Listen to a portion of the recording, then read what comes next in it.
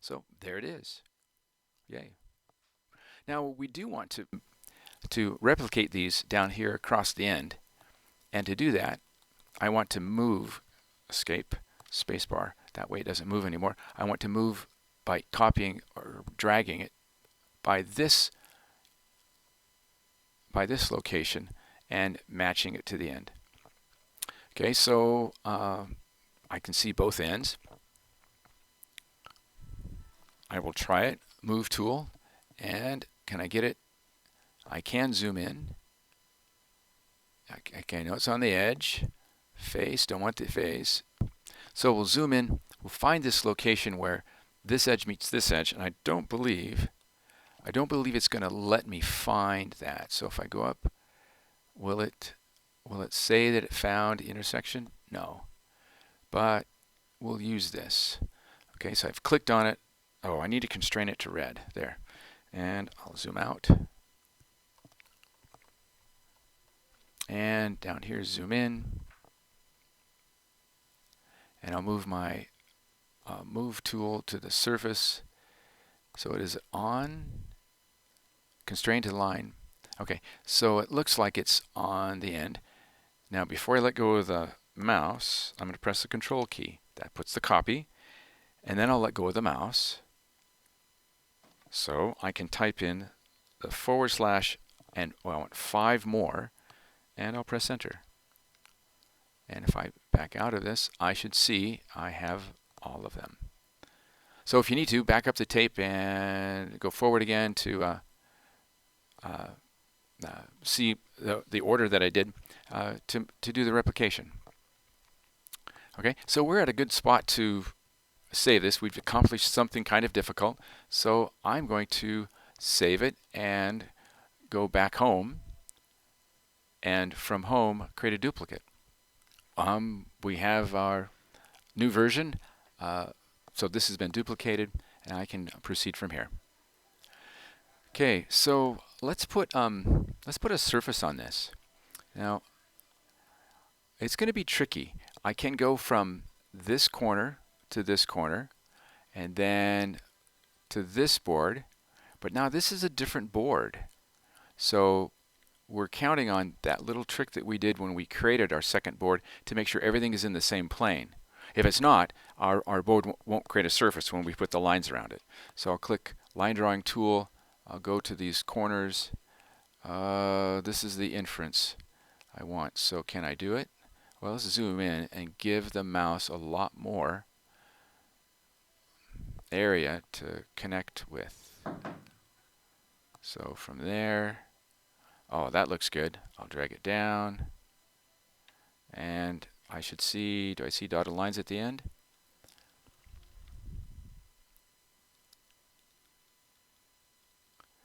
And I don't. So I don't know where at the end this is going to be. Well, I know how to find it. I'll go farther than I need to. I'll select it and I'll draw a line from here to there and delete this. I could have put that line there first, or I could have done the other end first, but this will still work. So line, let's delete this one. It is in the right place, but it's not long enough. So if we start a new line from the end of this, I can zoom out, go all the way across, and this should match up with this endpoint, and it does. Go back to the beginning, and I have my surface. Yay, that worked out. So spacebar, actually push tool. We'll click on that surface, we'll pull it up 1/2 inch, 0.5. That's the thickness of the plywood I'm using for this. Spacebar. Okay, so let's create a component. I'll triple click it. Oh, that was close. Watch, I thought I triple clicked it. It felt like 3, but it was only 2. So the only thing I've selected is that surface and all of its lines, but look, the rest of it is not included. So I could have right clicked and made that surface a component. That would have been a problem. So I'll do it again. 1, 2, 3. And I'll take a look. I don't think you have to check all components, but if I can see this line on the far side that is selected, then when I make a component, it should be okay. So this is going to be the back slope.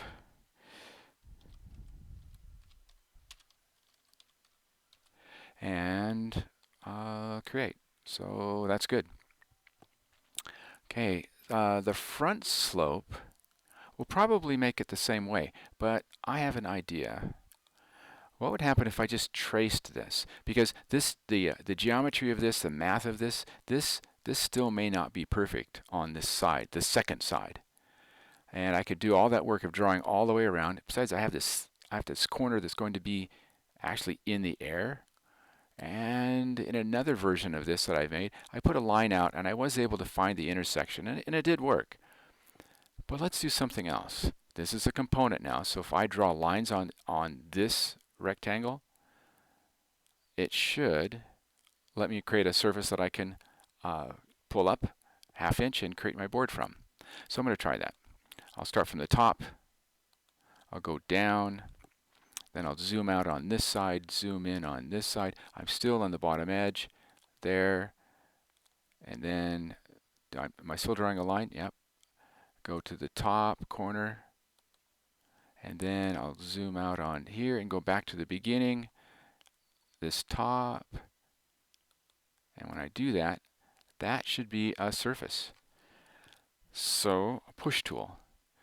And if I click on it, it is. And I bring it up 1/2 inch because my board thickness is 1/2 inch. 0.5. Super. And now I can grab this surface, if I get the orientation right, and bring it down and match it with this plane. And now I have my board. Okay, triple click. No, that wasn't it. 1, 2, 3. There we go. And make a component, and this is going to be the front slope.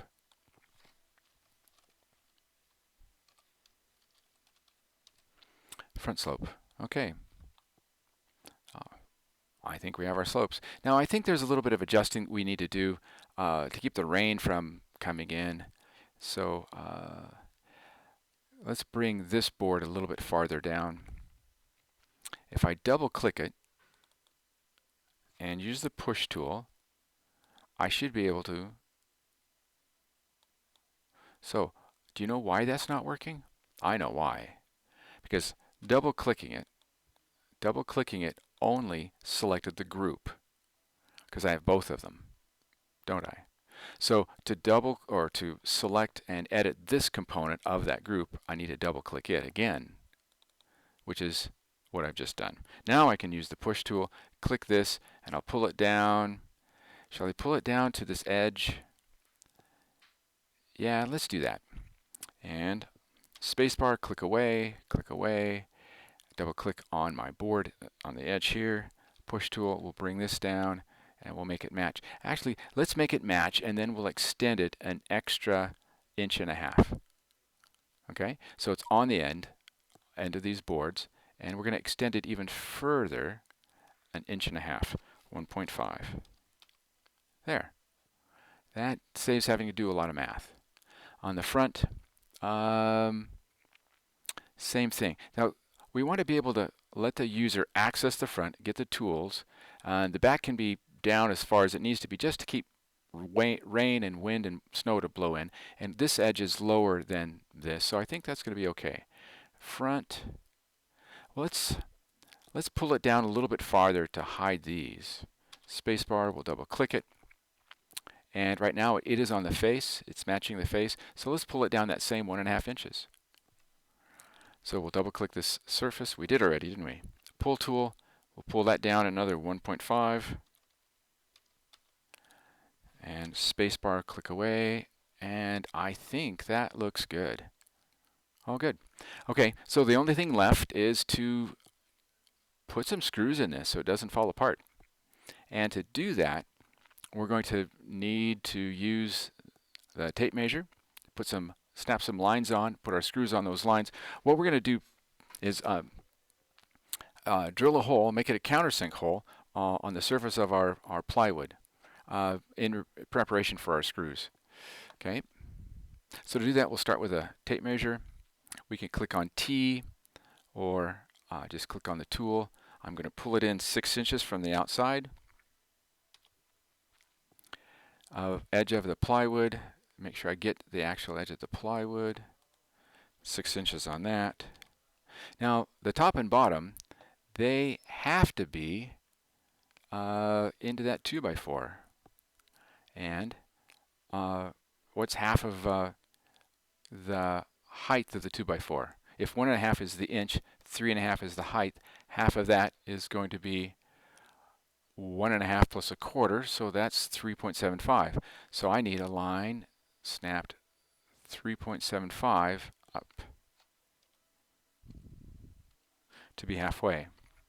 And from the top down, I know that the back side of it is a 45 degrees cut out of it, but if I do the 1.75, then I am a half an inch past that. So I think we're good. Now here's a tricky one. We need to do the middle. So there's the midpoint. Now I know it's there, but when I click this edge, oh, not that edge, escape. When I click this edge and drag it across, am I going to be able to find the middle? I did. Good. So now we have placements for all 6 of our screws. Well, I'll do a couple with you and then let you do the rest on your own. So let's begin. Now, you know, if we just start with our circle and put some circles here, we're just going to be adding lines on the surface. It's just like painting the board and then getting a black marker and drawing a circle on the board. It's not going to be editing or changing that board. I need to remember that this is a component. In fact, everything should be, so I have to double click it. Now, if I click it once, I selected the surface. I know that if I drill a hole here, I put circles in to drill holes, it will actually be in this component. Okay, so circle drawing tool. I'll click the middle, pull it out, the usual 1/8, and then I'll do it again for 1/4. So you know, if we make a circle with a radius of 1/8, it's a 1/4 inch around, and if we make the bigger circle a 1/4 inch, it's a half an inch across. Okay, so we're kind of looking straight at it. I'm going to pitch it a little bit. I've turned it a little bit, rotated it. If I go to the push tool and get this inner surface, and I'm going to push it in a little. I'm not holding the button down, so I'm going to type that 1/8. No, how thick is this board? This is 1/2 inch, isn't it? So 1/2. If I push it to the exact thickness of the board, I can see through to the other side where the other board is. Super. And then the next step should be just as easy. I can use the Move tool. I'll select this ring, and I'm holding my mouse button down and starting to push it, but the computer usually doesn't know where I want to go. So if I press the left arrow, it constrains it to the green axis. And if I push again, a second click, it's already at 1/8. I let go of my mouse and I'm done. Yeah, let's do that again. You want to see that again? We'll do it again. Okay, we'll go to the middle one, zoom in, and why not zoom in? Circle drawing tool, go to the center, get our 1/8, and that was loud. Circle again, 1/4. And I'll pitch it a little bit to the side, push tool, zoom in, make sure I can see my surface. I'll click on it, push it in, 0.5, 1/2 an inch. I can see the back again, and then Move tool, grab this ring, and I'll start to push it in. I'll press the green to constrain it to that direction. There's a 1/16, and there's an 1/8. I let go. Okay. Good. So you do the other 4 holes, and I'll meet you when they're done. Well, I've got all mine done but one. I thought we would do the last one together again. So you should be pretty good at these now. You've done several. So we'll zoom in. If I pull this out. So what I did before is I pulled it out and I recognized that that looks like 1/8.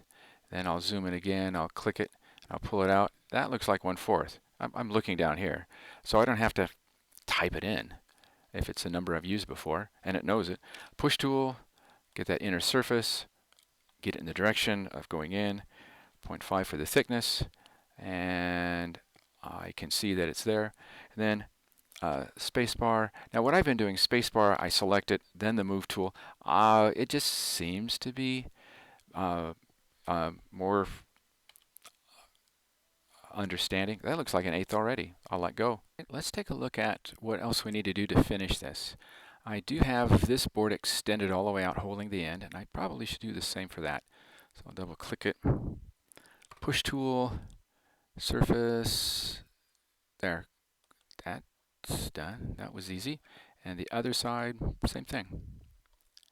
Surface, and then touch this surface, and click away. So the fronts of this are not supported.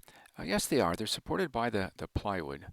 So I could put a capping board across the front, but I think we're going to stop here and call it good. This is actually the front side, which means all of the tools will be having tool holders on this side of the board. Rakes and shovels will be hanging up underneath this eave, if you will, and then the handles will hang down. There'll be other little baskets for gloves and hand clippers. So far, so good. So the only other thing that a person could do is put some kind of glazing over this. Painting it would be good.